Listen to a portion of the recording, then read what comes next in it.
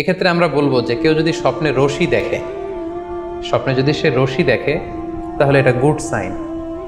এটা কেমন যেন আল্লাহর সাথে একটা প্রতিশ্রুতির সাথে সম্পৃক্ত, কারণ আল্লাহ তাআলা কোরআনে ইরশাদ করেছেন ওয়াতাসিমু বিহাবলিল্লাহি জামিআ। আরবিতে রশি আরবি হচ্ছে হাবল, মানে ওয়াতাসিমু বিহাবলিল্লাহি জামিআ, তোমরা আল্লাহর রজ্জু বা রশিকে আঁকড়ে ধরো। তাহলে রশি দেখা মানে এখানে আমরা আল্লাহর ওয়াদাগুলো যেন পূরণ করি, আল্লাহর আনুগত্য যেন আমরা প্রপারলি করতে পারি, এটা ইঙ্গিত করছে। এরপর স্বপ্নে যদি আমরা কাক দেখি, এটা সাধারণত একটা নেগেটিভ সাইন বহন করে, কারণ কাককে আল্লাহ রাসূল সাল্লাল্লাহু আলাইহি ওয়াসাল্লাম ফাসিক বা ফুয়াইসিক বলেছেন। সো আমরা যদি স্বপ্নে কাক দেখি, এটাকে আমরা পজিটিভ কোনো সাইন মনে না করে নেগেটিভ সাইন মনে করতে পারি। তৃতীয়ত, আমরা যদি স্বপ্নে লম্বা কাপড় দেখি, এটা গুড সাইন। কারো গায়ে যদি লম্বা জামা থাকে তাহলে এটা গুড সাইন, আর খাটো জামা থাকলে সাধারণত এটা নেগেটিভ সাইন। এক্ষেত্রে আমরা সহিহ বুখারীর একটি হাদিসকে উল্লেখ করতে পারি। আল্লাহর হাবিব সাল্লাল্লাহু আলাইহি ওয়াসাল্লাম বলেছেন যে আমার সামনে অনেক মানুষকে পেশ করা হলো, তাদের কারো জামা নাভি পর্যন্ত, কারো জামা হাঁটু পর্যন্ত, কারো জামা পা পর্যন্ত। আর সেক্ষেত্রে ওমরে ফারুককে দেখলাম যে এত লম্বা জামা পরে সে হেঁটে যাচ্ছে, সে তার জামা টেনে টেনে নিয়ে যাচ্ছে।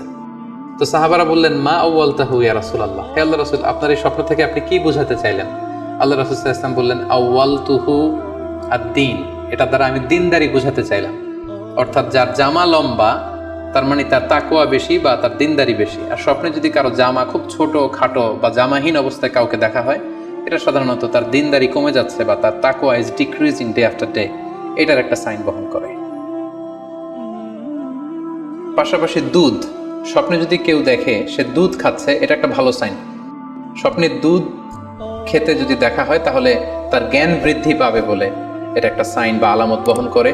সেক্ষেত্রেও আমরা বুখারীর একটা হাদিস উল্লেখ করতে পারি, যেখানে আল্লাহ রাসূল সাল্লাল্লাহু আলাইহি ওয়াসাল্লাম একটা স্বপ্নের কথা সাহাবাদেরকে শেয়ার করছিলেন। তিনি বললেন যে আমাকে এক বাটি দুধ দেয়া হলো, আমি সেখান থেকে দুধ খেলাম, তারপর দেখলাম যে আমার আঙ্গুল থেকে দুধ বের হচ্ছে, আর সেখানে যে অবশিষ্ট দুধ রয়ে গেল সেটা আমি ওমরে ফারুকের মুখে দিলাম। ওমরে ফারুক সেই অবশিষ্ট দুধটা খেলো। এই স্বপ্নের কথা শুনে সাহাবারা বললেন মা আউয়ালতা বিহি ইয়া রাসূলুল্লাহ, হে আল্লাহর রাসূল, এটা দিয়ে আপনি কি ব্যাখ্যা করলেন? ফামা আউয়ালতাহু ইয়া রাসূলুল্লাহ, আল্লাহ রাসূল সাল্লাল্লাহু আলাইহি ওয়াসাল্লাম বললেন আল ইলম, এটা দিয়ে আমি জ্ঞানের ব্যাখ্যা করেছি।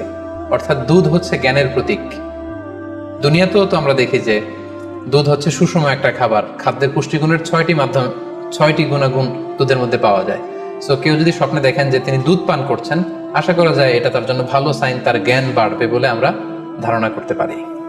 এবার স্বপ্নে যদি কেউ দেখে যে সে আজান দিচ্ছে, এটাও ভালো সাইন। স্বপ্নে আজান দেয়া এটা সাইন হচ্ছে সে হয়তো অচিরে হজ করতে যাবে। হজের সাথে আজানের কি সম্পর্ক?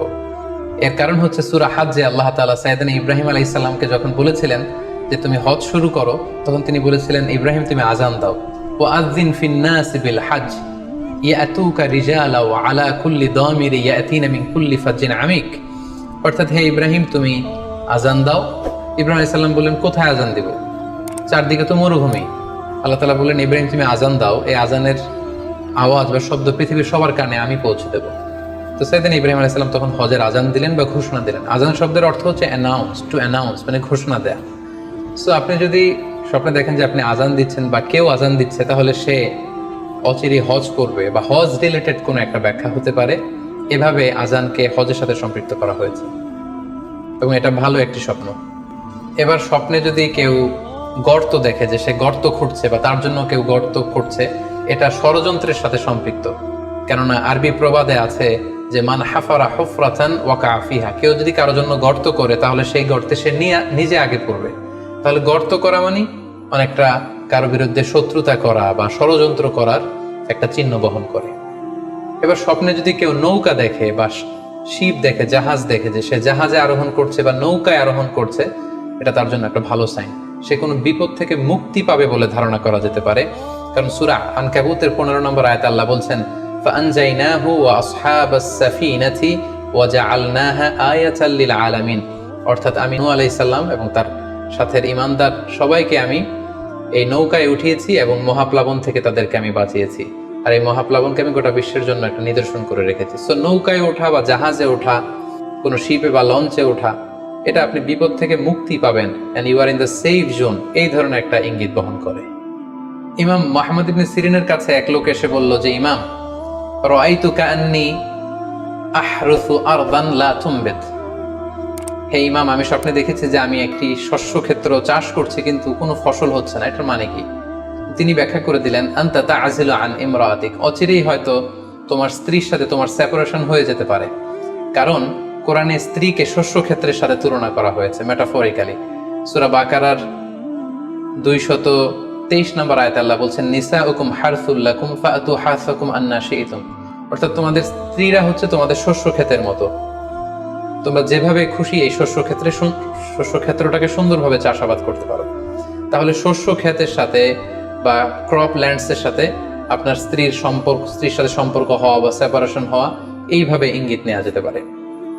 সবশেষে একটি ঘটনা উল্লেখ করার মধ্য দিয়ে আমরা এই সিম্বলিক বা আইকনিক ব্যাপারটা শেষ করতে চাই। সেটি হচ্ছে, ব্যক্তির ভিন্নতার কারণে কিন্তু স্বপ্নের ব্যাখ্যাও ভিন্নতা হতে পারে। ব্যক্তি ভিন্নতার কারণে স্বপ্নের ব্যাখ্যাও ভিন্ন হবে। একই স্বপ্ন দুইজন লোক দেখলো, দুইজনের স্বপ্নের ব্যাখ্যা কিন্তু দুরকম হতে পারে। সেক্ষেত্রে আমরা মুহাম্মদ ইবনে সিরিনের একটা ঘটনা উল্লেখ করতে পারি। মুহাম্মদ ইবনে সিরিনের কাছে এক লোক এসে বলল যে, আমি স্বপ্নে দেখেছি আমি আজান দিচ্ছি, এটার ব্যাখ্যা কি? উনি বললেন, তুমি হজ করতে যাবে। তার কিছুদিন পরে আরেক লোক এসে একই স্বপ্ন দেখলো। তিনি বললেন যে, আমি স্বপ্নে দেখেছি যে আমি আজান দিচ্ছি। তো তিনি বললেন, চুরিতে তোমার হাত কাটা যাবে। তো ওনার ছাত্ররা দুইজন লোকের কাছে দুই ধরনের উত্তর দেওয়ার কারণে অবাক হয়ে জিজ্ঞেস করলেন যে, হে ইমাম, একই স্বপ্ন দুইজন দেখলো কিন্তু আপনি এক একজনকে এক এক উত্তর কেন দিলেন? তো তিনি বললেন যে, এই দুজনকে আমি চিনি এবং তাদের ব্যক্তিগত জীবন সম্পর্কে আমি জানি। সো তাদের জীবন আচরণ, তাদের ব্যক্তিত্বের কারণে আমি দুই ধরনের ব্যাখ্যা করেছি। প্রথম জনের ব্যাখ্যা করেছি আমি সূরা হজের আলোকে, কারণ সূরা হজে আল্লাহ ইব্রাহিম আলাইহিস সালামকে বলেছেন, ওয়াযিন ফিন-নাস বিল হজ, তুমি মানুষের মাঝে হজের জন্য আজান দাও, ঘোষণা দাও। সো সেই লোকটি আজান দিয়েছে, তার মানে আশা করা যায় সে হজে যাবে। আর দ্বিতীয় লোকটির স্বপ্নের ব্যাখ্যা আমি করেছি সূরা ইউসুফের আলোকে। সূরা ইউসুফে একটি আয়াত আছে, সুম্মা আযানা মুআযযিনুন আইয়াতুহাল আইর ইন্নাকুম লাসারিকুন।